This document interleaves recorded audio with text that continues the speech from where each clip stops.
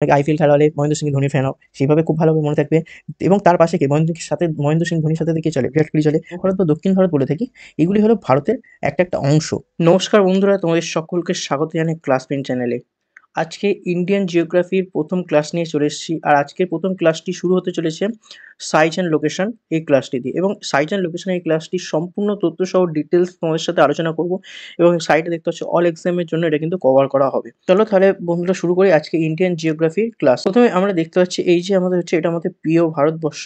রাজ্যের সংখ্যা হচ্ছে 28টি এবং কেন্দ্রশাসিত অঞ্চলের সংখ্যা হলো 8টি। সেটা তো আমরা প্রত্যেকেই জানি। কিন্তু আমরা যখন অনেকেই ঘুরতে যাই ভারতের বিভিন্ন অংশে, তখন আমরা অনেকেই বলে থাকি যে আমরা ভারতের পূর্ব অংশে ঘুরতে যাচ্ছি, উত্তর অংশে ঘুরতে যাচ্ছি, বা মধ্য অংশে ঘুরতে যাচ্ছি, বা দক্ষিণ অংশে, এরকমভাবে বলে থাকি। বা অনেকে কিন্তু বলে ফেলি যে পূর্ব ভারত ঘুরতে যাচ্ছি বা দক্ষিণ ভারত ঘুরতে যাচ্ছি। এটাই বলবো, যারা পূর্ব ভারত বা দক্ষিণ ভারত, উত্তর ভারত বলে থাকো, ভারত টোটাল একটাই অংশ। আমাদের যেটা প্রিয় ভারতবর্ষ সেটা হচ্ছে। এরপর আমাদের মনের তাহলে প্রশ্ন হলো যে না হয় আমরা ভুল করে বলতাম যে পূর্ব ভারত দক্ষিণ ভারত ওগুলো হলো ভারতের পূর্ব দিকের অংশ, পশ্চিম দিকের অংশ। তাহলে সেগুলো কোন কোন স্টেট নিয়ে তৈরি? যেমন এই দিকে একটা কালার দেখতে হচ্ছে, এখানে একটা কালার দেখতে হচ্ছে, এইগুলো দেখতে হচ্ছে। তাহলে সেইগুলো কোন কোন স্টেট নিয়ে তৈরি? আমাদের তো 28টা রাজ্য রয়েছে। তাহলে সেই রাজ্যের মধ্যে কোনটা কোনটা পড়ছে?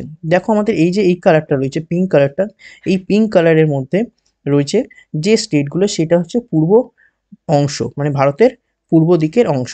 সেই অংশের মধ্যে প্রথম পশ্চিমবঙ্গ। যেহেতু আমি পশ্চিমবঙ্গ থেকে বসবাস করছি, তাহলে আমি কাউন্টটা শুরু করছি পশ্চিমবঙ্গ থেকে। এবং এর সাথে আরেকটা ইনফরমেশন তোমাদেরকে দিয়ে রাখি, অনেক সময় আমাদেরকে ম্যাপের মধ্যে যে স্টেটগুলো আছে সেগুলো মনে রাখতে হয়। এবং যেহেতু 28টা স্টেট, অনেক সময় ভুলে যায় যে কোনখানে কোনটা কি, কোন কোন স্টেট আছে, সেই স্টেটের নামগুলো কিন্তু অনেকেরই ভুল হয়। একটা সহজ ট্রিক্স আছে যেটা দিয়ে কিন্তু খুব সহজে মনে রাখা যায়। সেটা হলো ফার্স্ট, যে স্টেট থেকে বিলং করা হয় সেই স্টেটটাকে ফার্স্টে মনে রাখা হয়, কারণ সেই স্টেটটা মনে রাখা সবচেয়ে সোজা। নিজের যে স্টেটে বাস করছি সেই স্টেটটা সবচেয়ে মনে রাখা ইজি হবে। অর্থাৎ আমি পশ্চিমবঙ্গে বাস করছি, সেহেতু পশ্চিমবঙ্গ স্টেটটাকে ফার্স্টে ধরবো। পশ্চিমবঙ্গের স্টেটের পাশে কোন কোন স্টেট আছে? পশ্চিমবঙ্গের পাশে আছে বিহার আছে, পশ্চিমবঙ্গের পাশে ঝাড়খণ্ড আছে, পশ্চিমবঙ্গের পাশে উড়িষ্যা আছে। অর্থাৎ এই তিনটে স্টেট তো আমাদের খুব ভালোভাবেই মনে থাকছে। অর্থাৎ আমি যে স্টেট বাস করছি প্লাস আরও তিনটে, অর্থাৎ 4টে স্টেট কিন্তু মুখস্থ হয়ে গেল। এইভাবে প্রতিদিন যদি পরপর প্র্যাকটিস করতে থাকি, ঠিক দেখবে যে ম্যাপ পয়েন্টিং বা হচ্ছে ভারতের প্রতিটা স্টেটের নাম খুব সহজে মনে থাকবে পরপর। চলো তাহলে যেটা নিয়ে মেনলি আলোচনা সেটাতেই ফিরে যাই। যে এই যে অংশটা দেখতে পাচ্ছ পার্পল পিঙ্ক কালার, এটাকে বলছি পূর্ব অংশ। পূর্ব অংশের মধ্যে বলা হলো এক্ষুনি আমরা জানলাম যে পশ্চিমবঙ্গের এই সাইডে রয়েছে কে, বিহার। এখানটায় পশ্চিমবঙ্গের এই সাইডটা রয়েছে ঝাড়খণ্ড। আর এইখানটায় রয়েছে ছত্তিশগড়, এই সাইডটা উড়িষ্যা। ওকে, তাহলে এটা আমরা জানলাম। এরপরে পূর্ব দিকটা জানলাম। পূর্ব দিকের এই যে পূর্ব দিকের নিচে কে থাকে? পূর্ব দিকের নিচে থাকে দক্ষিণ দিক। অর্থাৎ দক্ষিণ দিকে কোন কোন রাজ্য রয়েছে? ঠিক দক্ষিণ দিকে দেখো, ঠিক ইয়েলো কালার বলবো না, ইয়েলোর থেকে একটু মেটে মেটে টাইপের কালারটা, এইখানটা দেখতে পাচ্ছি ঠিক উড়িষ্যার বর্ডারের সাথে শেয়ার করে রয়েছে অন্ধ্রপ্রদেশ। এবং অন্ধ্রপ্রদেশের ঠিক উপরে যেটা দেখতে পাচ্ছ সেটা হচ্ছে তেলেঙ্গানা। এবং তেলেঙ্গানার ঠিক এই পাশটা যেটা রয়েছে সেটা হচ্ছে কর্ণাটক। কর্ণাটকের এই কর্ণাটকের সাথে জুড়ে রয়েছে কে? কর্ণাটকের সাথে জুড়ে রয়েছে এপারে কেরালা, এপারে তামিলনাড়ু। এবার এদের রাজধানীগুলো কি কি? ফার্স্ট যেটা বলবো, তামিলনাড়ুর ক্ষেত্রে চেন্নাই। কারণ চেন্নাই অনেকেরই ফ্যান আছে, অনেকে আইপিএল খেলা হলে মহেন্দ্র সিং ধোনির ফ্যান হও, সেইভাবে খুব ভালোভাবে মনে থাকবে। এবং তার পাশে কে, মহেন্দ্র সিং ধোনির সাথে কে চলে, বিরাট কোহলি চলে। প্রায় মানে দুটো একই রকম টাইপের প্লেয়ার, সেহেতু ওর পাশের স্টেট সেটা হচ্ছে কর্ণাটক। কর্ণাটকের রাজধানী কি? বেঙ্গালুরু। তাহলে এই দুটো মনে থাকলে এবার কেরালা তিরুবনন্তপুরম। এবং আর এপারে হচ্ছে অন্ধ্রপ্রদেশে হায়দ্রাবাদ আইপিএল খুব ভালোই খেলে। তার পাশে ওপরে তেলেঙ্গানা রয়েছে। এবার ঠিক যদি তার উপরের দিকে যে ভারতের পূর্ব অংশের দিকে, এখানে পশ্চিমবঙ্গ সকলেই জানি কলকাতা। পশ্চিমবঙ্গের পাশে বিহারের ক্ষেত্রে পাটনা। এবং ঝাড়খণ্ডের রাঁচি। উড়িষ্যার ভুবনেশ্বর অবশ্যই মনে থাকে, কারণ হচ্ছে রেলের পরীক্ষা বেশিরভাগই পড়ে কি ভুবনেশ্বরে। অর্থাৎ এটা তো ভোলার কথাই নয়, খুব ভালোভাবেই মনে থাকছে। আর ঝাড়খণ্ডে থাকছে ছত্তিশগড়। এই যে ছত্তিশগড়ে থাকছে রায়পুর। এই পর্যন্ত আমরা পূর্ব অংশ ও দক্ষিণ অংশ সম্পর্কে জানলাম। এবার পূর্বের অপোজিট কে? পশ্চিম। অর্থাৎ পশ্চিমের দিকে কোন কোন অংশ রয়েছে? পশ্চিমের দিকে রয়েছে গুজরাট। এবং গুজরাটের এই পাশটা রয়েছে ঠিক এই নিচটা মহারাষ্ট্র। গুজরাটের যে ক্যাপিটাল হচ্ছে গান্ধীনগর, এবং মহারাষ্ট্র হচ্ছে মুম্বাই, এটা সকলেই জানি।